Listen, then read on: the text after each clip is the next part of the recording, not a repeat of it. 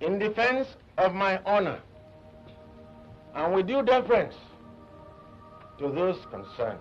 In 1949, a company belonging to Dr. Nnamdi Azikiwe and his family bought a bank in Lagos. The bank was bought with the intention to have a bank controlled by a black Nigerian, which will serve the interest of other Nigerians. Because then, banks were owned and controlled by the British. So Azikiwe desired to have a bank that Africans can call their own, which would break the British banking monopoly in Nigeria. The name of the bank then was African Continental Bank.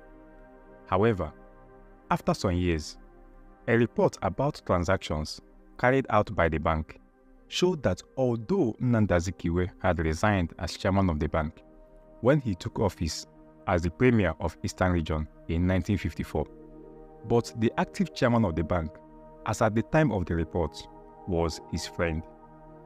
The report revealed that most of the paid-up capital of the bank were from the Eastern Regional Financial Corporation.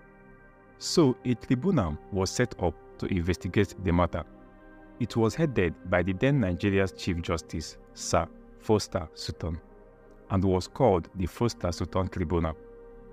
The tribunal found out that while serving as the Premier of Eastern Region, Nnamdi Azikiwe had transferred public money, which was about 1/4 of the whole 1955-1956 revenue of the Eastern Region, to his own bank in order to save the bank from collapse.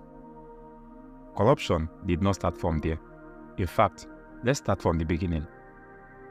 Before Nnamdi Azikiwe's corruption case, in 1943, Sir Ahmadu Bello was sentenced to 1 year in prison by the Sultan of Sokoto's court for misappropriating cattle tax which he collected from cattle owners in Gusau region in present-day Zamfara state, where he was the councillor.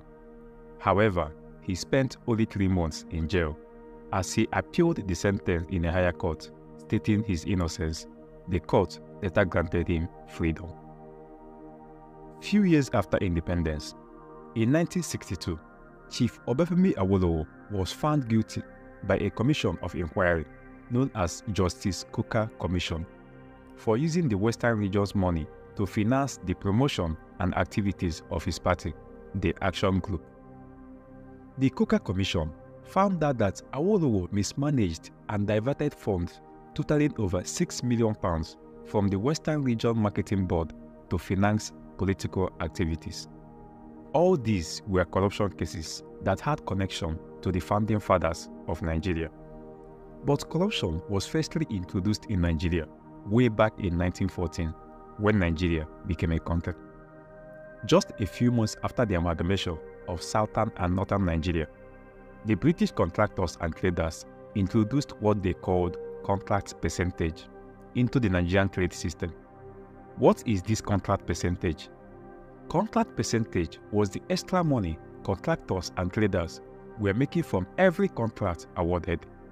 For instance, if Mr. John is a building contractor, he would approach Mr. Ben, who is a permanent secretary in the Ministry of Works, for a contract to build a 10-kilometer road in Lagos.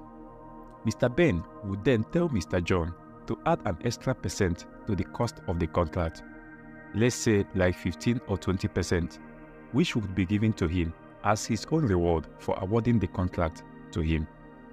The 15 or 20% extra cost on the contract would be given to Mr. Ben, who awarded the contract to Mr. John, when Mr. Ben received the payment from the government or organization that awarded the contract. That was how the British introduced the first phase of corruption in Nigeria. This process of awarding contracts by government officials and private organizations still persists till date in Nigeria.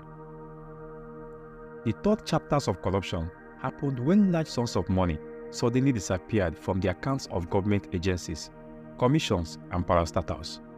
It happened between 1976 and 1979. The Nigerian oil sector lost $2.8 billion. Muhammadu Buhari was the Federal Commissioner for Petroleum and Natural Resources when this happened.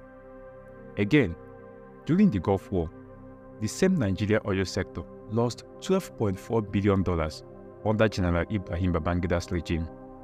These huge sums of money were not accounted for by both administrations. A recent attempt through a lawsuit by a civil society group to bring Babangida to account for the money which got missing under his watch was struck out by a federal high court in Abuja.